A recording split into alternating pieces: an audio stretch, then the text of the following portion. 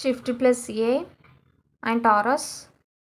Minor radius వచ్చేసి 0.5 అలా mention చేస్తున్నా. Add modifier and subdivision surface.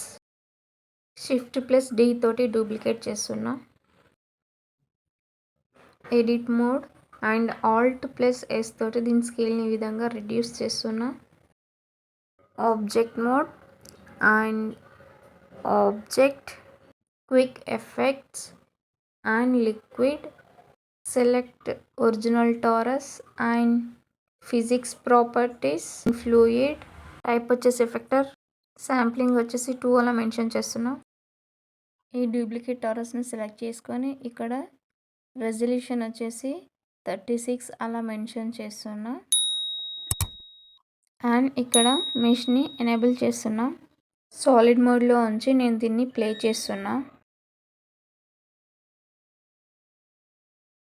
వ్యూపోర్ట్ షేడింగ్లోకి వెళ్ళి ర్యాండమ్ పైన క్లిక్ చేస్తే మనకి ఈ విధంగా కలర్స్ వస్తాయి. ఈ లిక్విడ్ని ఇంకొంచెం మోడిఫై చేయడానికి నేను రెజల్యూషన్ వచ్చేసి 36 నుంచి 34కి మెన్షన్ చేసా. అండ్ యానిమేషన్ని ఇప్పుడు ప్లే చేస్తున్నా.